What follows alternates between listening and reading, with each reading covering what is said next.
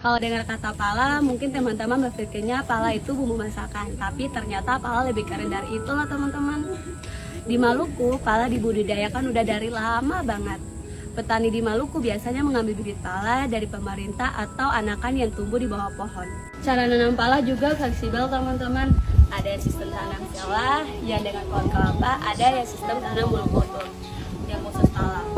Jarak tanam juga berbeda-beda tergantung kondisi lahan. Yang penting pala mendapatkan cukup cahaya, lahan yang oke, dan bebas dari angin. Saat panen, petani biasanya menggunakan alat tradisional yang namanya dubo-dubo, yaitu gala panjang yang wujudnya ada penjepit teman-teman. Saat buah tua, petani biasanya memetik, dibelah, diambil biji, kulit, dan daging buahnya. Pemanennya yang salah teman-teman bisa mengakibatkan turunnya mutu buah pala. Jadi harus hati-hati ya teman-teman. Nah, setelah kalian mengetahui tentang budidaya pala di Maluku, kita masuk ke pasca panen. Habis panen, pala dijemur selama 4-5 hari, tapi nggak boleh terlalu panas juga, nanti merusak minyak asirinya. Fulinya tuh dijemur pelan-pelan sambil diangin-anginin, tujuannya untuk warnanya tuh tetap cakep alias warna jingga cerah gitu. Nah, setelah itu kita masuk ke sesi penyutritan alias ala-ala beauty pageant. Jadi biji pala yang retak, yang rusak itu langsung out, sedangkan fulinya itu yang kering, yang patah tuh langsung out juga. Nah, setelah dipilih-pilih, baru deh kita masuk ke penyimpanan. Nah, di penyimpanan ini tempatnya itu harus bagus, bebas dari jamur dan juga tidak lembab. Nah, kalau misalnya tempatnya itu lembab, nanti biji palanya tuh rusak dan bau apek. Makanya kita tuh harus perhatikan tentang penyimpanan dan juga pengeringannya supaya hasilnya tuh tetap maksimal. Nah, buat teman-teman yang belum tahu Simplesia itu kayak apa, Simplesia itu kayak versi kering dari bahan alam. Menurut Departemen Kesehatan Republik Indonesia, Simplesia adalah bahan alam yang digunakan sebagai obat yang belum mengalami proses pengolahan apapun kecuali dinyatakan lain dalam bentuk bahan yang telah dikeringkan. Nah, cara pembuatannya juga mudah. Pertama, disortir basah, terus dicuci, lalu dipotong kecil-kecil. Potongannya jangan terlalu tebal, biar Simplesianya bisa cepat kering. Pengeringannya bisa melalui sinar matahari yang menanginkan atau juga bisa melalui oven. Nah, kalau sudah kering, dilakukan sortasi kering, di mana Simplesia yang sudah rusak atau sudah jelek itu dibuang. Kemudian dilakukan pengepakan dan penyimpanan. Simplesia ini nanti bisa dipakai untuk ekstraksi atau ramuan obat. Oke teman-teman, selanjutnya kita masuk dalam ekstraksi maserasi.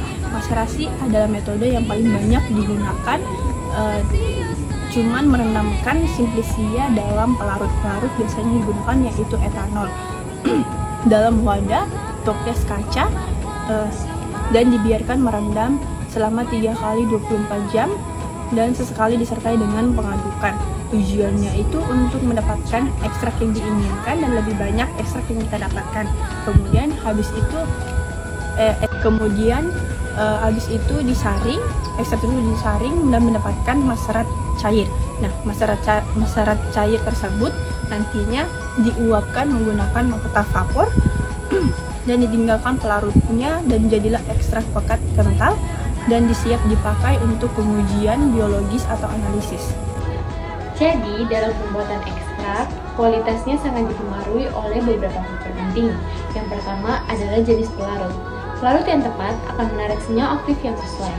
Misalnya, pelarut polar menarik senyawa yang polar dan pelarut non-polar untuk minyak atsiri. Nah, yang kedua adalah suhu ekstraksi. Suhu tinggi itu memang cepat, tapi bisa bikin senyawa penting gosong atau menguap. Sebaliknya, suhu terlalu rendah malah bikin ekstraksi jalannya lambat. Lanjut ke lama ekstraksi. Semakin lama memang semakin banyak yang larut, tapi ada batasnya. Kalau kelamaan, senyawa aktif bisa rusak dan beroksidasi. Jadi ada waktu optimal yang harus dicapai. Dan yang terakhir yaitu stabilitas senyawa. Selama proses senyawa aktif bisa rusak karena panas, cahaya, oksigen, pasir putih tempatku berlari, tak lupa di benakku indah senyummu, Malaysia sayangi, my paradise. Halo teman-teman, Hari ini kita akan membahas tentang identifikasi senyawa aktif utama yang terdapat pada pala atau Myristica fragrans. Jadi pala itu kan dikenal mengandung berbagai senyawa bioaktif yang penting bagi kesehatan dan memiliki manfaat Betul sekali, untuk senyawa utama yang terdapat dalam pala yang menarik untuk kita teliti itu seperti flavonoid, eugenol, dan minyak atsiri itu seperti contohnya seperti myristicin, linolol itu. Dan pala juga memiliki senyawa-senyawa yang mempunyai efek antioksidan dan antimikroba serta efek untuk antiterapeutik lainnya. Nah, jadi kita akan membahas tentang minyak atsiri dulu. Jadi minyak atsiri itu merupakan komponen utama yang paling banyak diteliti. Minyak ini mengandung beberapa senyawa volatil seperti sabine, alpha-pinena, beta-pinena, myristin, eugenol, safrol, linalol. Nah, jadi semua itu merupakan senyawa-senyawa yang dimiliki oleh pala sendiri. Jadi kandungan minyak atsiri pada pala itu berkisar antara 2 hingga 20% tergantung metode ekstraksi dan sumber pembibitannya. Selain minyak atsiri, pala juga mengandung senyawa flavonoid dan polifenol yang berfungsi sebagai antioksidan. Untuk senyawa flavonoid ini seperti quercetin dan kamfrol ini terdapat dalam ekstrak pala yang berperan dalam tubuh itu untuk melindungi sel dari kerusakan oksidatif. Eugenol dan safrol itu termasuk dalam fenilpropanoid yang merupakan bagian penting dari minyak atsiri dengan antimikroba dan analgesik. Eugenol juga dapat diisolasi dan diidentifikasi dengan metode kromatografi. Dan di sini metode pertama yang kita gunakan itu adalah KLP atau kromatografi lapis tipis. KLP ini adalah cara screening awal untuk mengidentifikasi keberadaan senyawa seperti flavonoid dan eugenol secara kualitatif. Metode ini sangat sederhana, mudah, dan efektif untuk memisahkan senyawa berdasarkan nilai RF-nya. Analisis minyak atsiri yang paling umum digunakan adalah GCMS, yaitu gas kromatografi mass spectrometry. Dengan GCMS kita bisa memisahkan senyawa volatil dan mengidentifikasi struktur kimianya secara akurat melalui pola spektrum massa. Dan untuk GCMS itu sangat akurat untuk mengidentifikasi senyawa seperti sarbin, myristicin, safrol, linolol, dan eugenol dan lain-lainnya yang terdapat dalam minyak atsiri pala. Teknik ini juga membantu profil lengkap komponen minyak atsiri dari pala yang berbeda di daerah asalnya. Sedangkan untuk senyawa polifenol dan flavonoid yang tidak volatil digunakan metode High Performance Liquid Chromatography atau biasa kita singkatnya itu HPLC. Jadi teknik ini memungkinkan analisis kuantitatif dengan presisi tinggi terhadap senyawa fenolik yang terdapat dalam ekstrak pala. Untuk senyawa aktif pada pala mengembangkan produk obat herbal, senyawa flavonoid dan polifenol memberikan efek antioksidan yang bagi kesehatan.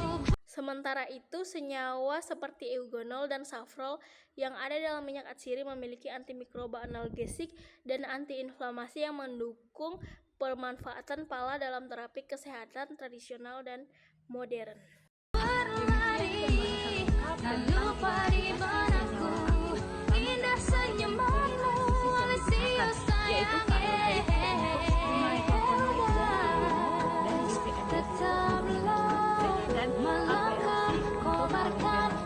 Nah, jadi semoga video ini bermanfaat bagi teman-teman yang mempelajari farmasi, fitokimia, dan penelitian herbal. Jangan lupa gunakan referensi ilmiah terbaru agar selalu mendapatkan data valid dan terpercaya. Kita sudah tahu nih, pala memiliki banyak sekali senyawa aktif. Namun, apakah senyawa itu benar-benar bekerja? Nah, untuk itu, kita akan melakukan uji biologis, yaitu uji antimikroba dan anti jamur. Metode yang dipakai adalah difusi cakram. Prinsipnya sederhana, yaitu media yang akan ditanami mikroba tertentu. Lalu ada cakram kecil yang berisi ekstrak pala yang akan ditaruh di atasnya. Lalu setelah diinkubasi, kalau ekstraknya memiliki aktivitas antimikroba, maka akan muncul zona bening yang disebut zona hambat. Nah, semakin besar zona hambatnya, semakin baik pula aktivitas antimikroba dari ekstrak buah pala.